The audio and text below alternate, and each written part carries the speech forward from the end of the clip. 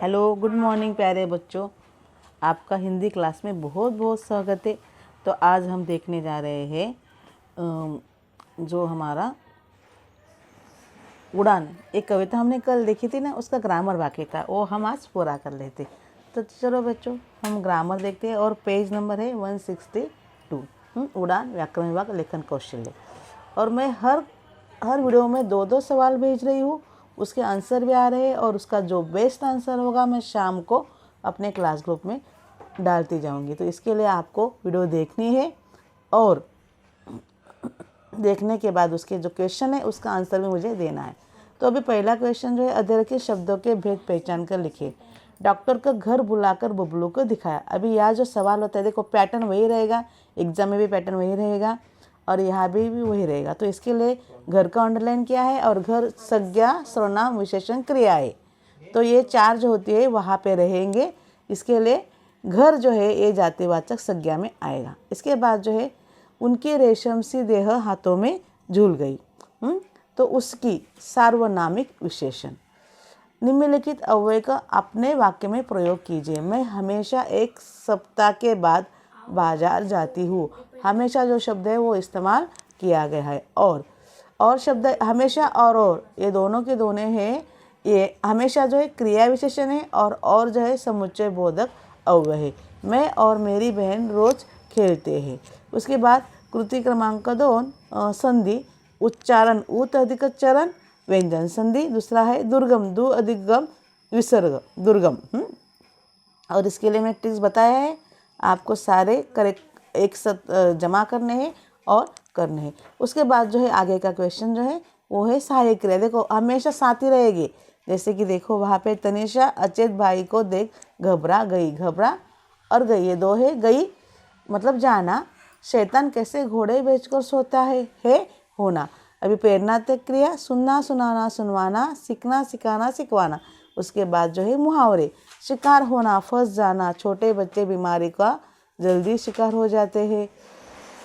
बीमारी के मुंह फेरना, ध्यान न देना। हाँ, परीक्षा के समय अच्छे दोस्त भी मुंह फेर लेते हैं। क्यों दिखाएंगे आपको एग्जाम के वक्त। उसके बाद जो है अधूरे केंद्र वाक्यांश के लिए कोष्टक में दिए गए उचित मुहावरे का चयन करके वाक्य फिर से लिखिए। मालिक की डांट सुनकर नौकर रोने जैसा हो गया। उसके रुआसा। मालिक की डांट सुनकर नौकर रुआसा हो गया। कमल ने शिक्षक से क्षमा याचना की। कमल ने शिक्षक के पैर पकड़े। आखिरकार मधु ने शादी के लिए स्वीकृति दे दी। आखिरकार मधुप ने शादी के लिए हामी भर दी। उसके बाद जो है कारक। कारक के कितने प्रकार? 8। कर्ता कारक, करण कारक, कर्म कारक, करण कारक, अपादान कारक, संपादन कारक, अधिकरण कारक, संबंध कारक और संबोधन कारक। मनीष ने अपनी गलती सुधारने की कोशिश की। ने कर्ता कारक। उसके बाद वो किसी से पूछ कर नहीं उड़ता है। किसी से करण कारक। ठीक है।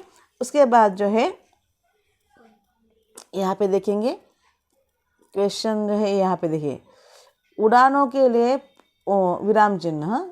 उड़ानों के लिए पंछी गगन नहीं मांगा करते। हाँ, पंछी के यहाँ आपको होगा स्वल्प विराम और लास्ट में पूर्ण विराम। जहाँ हो कंटकों का वन सुमन मांगा नहीं करते। इसके बाद वन के बाद कॉमा और लास्ट में पूर्ण विराम। काल परिवर्तन। सोनू को आपने माँ बाप से अलग कर दिया है। पूर्ण भूतकाल। पूर्ण भूतकाल में था आएगा। सोनू को आपने माँ बाप से अलग कर दिया था। कर दिया गया था। मिट्ठू को कुछ समय के लिए खुला छोड़ दिया गया। मिट्ठू को कुछ समय के लिए खुला छोड़ना होगा। वाक्य भेद। वाक्य भेद के लिए कौन से? सरल संयुक्त मिश्र रचना के अनुसार। पक्षी विस्तृत आकाश में उड़ान भरता है। सरल वाक्य हो। जो विनम्र होता है उसे किसी से नमस्कार करने आने की आवश्यकता नहीं होता। मिश्र वर्ग, एक के ऊपर दूसरा। हाँ, इसके बाद वाक्य के आधार पर वाक्य परिवर्तन करना है। कुछ लोगों को श्रम करने की आदत होती है। निषेधवाचक वाक्य मतलब क्या? कुछ लोगों को श्रम करने की आदत नहीं होती। उसके बाद देखिए, उसके सपने स्वयं हमारी आँखों में स्थान पा लेते। इच्छावाचक। शायद उसके सपने स्वयं हमारी आँखों में स्थान पाते हैं। वाक्य शुद्धिकरण। उसका याद हमारे दिल में रहती है, उसकी याद हमारे दिल में रहती है। जब हम कड़े धूप में चलते हैं तो अपनी हथेली से छाया प्राप्त करते।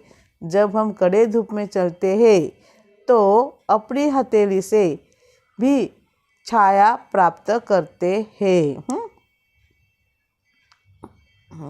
उसके बाद जो है आगे का क्वेश्चन लेखन कौशल है। लेखन कौशल में एक क्या क्वेश्चन है ये आपको बताती हूँ। मैं चिड़िया बोल रही हूँ।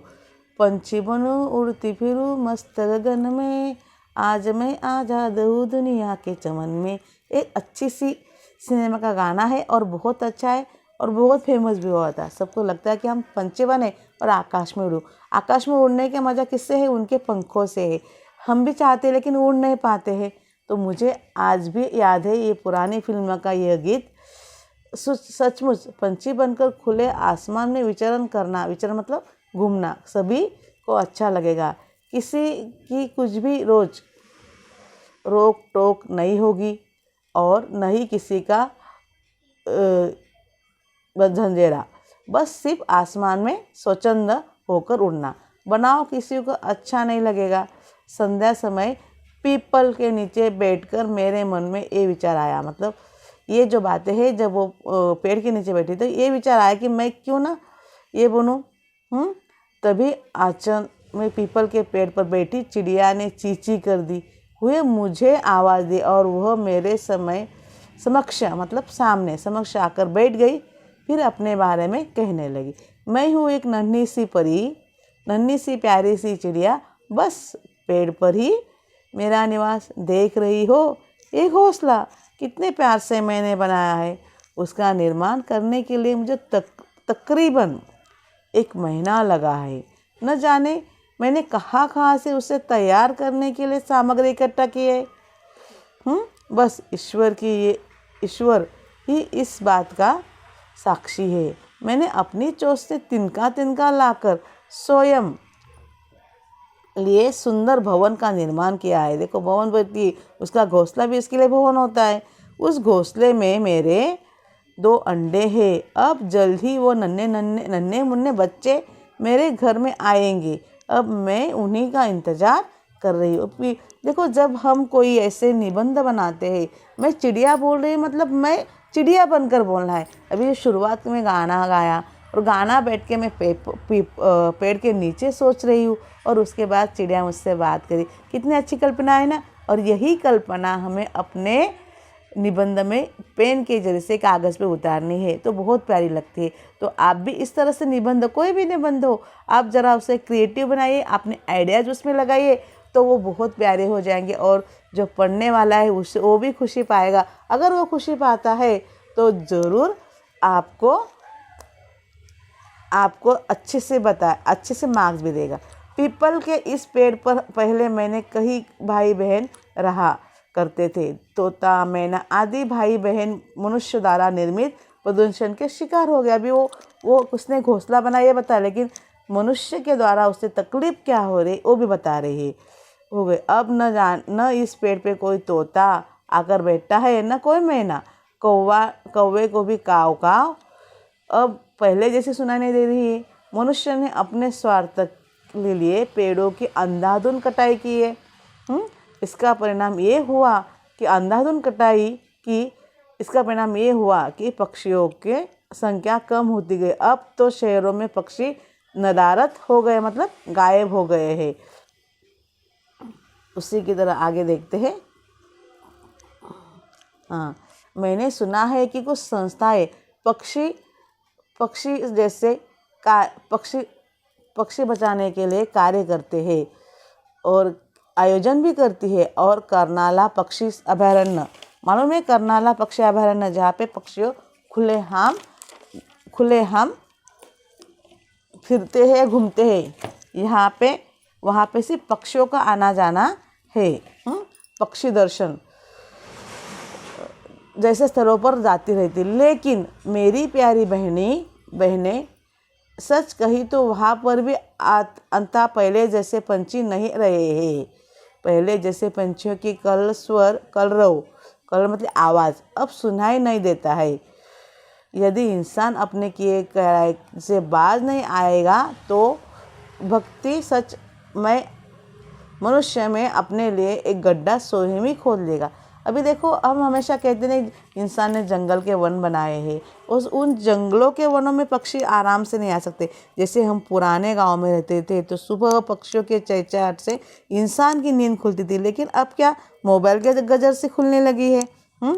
तो ये जो बात है, ये जो बदलाव है, इसके कारण हमारे बच्चों को या फिर आने वाली पीढ़ियों को चिड़िया, कौवे या हमें झूमे ला कर दिखाएंगे। ये सोचने वाली बात है कि ये सब हम झूमे देखेंगे अभी अपने बच्चों को, जो आसपास रहते थे गाय बैल, जो ये सब कुछ हमारे आसपास हमने बचपन में बहुत अच्छे से देखे, लेकिन हमारे बच्चे ये चीज़ें आसपास नहीं देख पा रहे। क्यों? क्योंकि हम इंसान बहुत बढ़ गए हैं और इंसान स्वार्थ के लिए सिर्फ खुद के बारे में सोच रहा है, और इसके चलते सारे जो प्राणी होते हैं वो कम कम होते जा रहे हैं। तो देखो, उसके लिए कहते हैं कि हर एक प्राणी का अपना महत्व है। अगर इस चेन में, इस धरती के ऊपर एक भी नॉन लिविंग थिंग्स अगर गायब होता है तो उसका परिणाम पूरे विश्व पे होता है, पूरे प्राणी मात्रा पे होता है। इसके लिए यहाँ से एक भी नॉन लिविंग थिंग्स है वो कम नहीं होना चाहिए। हम ही इस सुंदर धरती का अंश है, हमें भी जीवन जीने का अधिकार है। वो बोलते हैं कि चिड़िया होने की क्या, हम भी एक विश्व का अंग है ना, उसको भी जीने के अधिकार है। आखिर हम भी एक जीव है।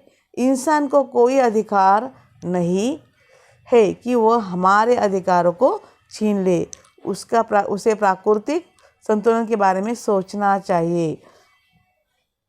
जब इंसान जीवो और जीने दो का सूत्र को अपनाएगा तब उसका जीवन खुशहाल हो जाएगा और यह सारी धरती फिर से सुजलाम सुफलाम बन जाएगी। देखो, एक चिड़िया हमें बता रही है कि हमें किस तरह से रहना है। तो इंसान ने भी समझना चाहिए कि ये जो पृथ्वी है सबके लिए भी नहीं, सिर्फ मनुष्य के लिए नहीं। मनुष्य का दिमाग ज़्यादा है, उसने प्रोग्रेस ज़्यादा किया है, इसका मतलब ये नहीं कि उसने अन्य प्राणियों का जीना हराम कर देना है। ठीक है, तो आप आसपास या फिर अपने दिल के अंदर ये बात थाम लीजिए कि हमें जिस तरह से रहने का अधिकार है उस तरह से और सारे प्राणियों को रहने का अधिकार है। ठीक है प्यारे बच्चों, तो आज के दिन इतना ही। कल हम देखेंगे नए लेसन के साथ। तब तक के लिए bye, have a good day.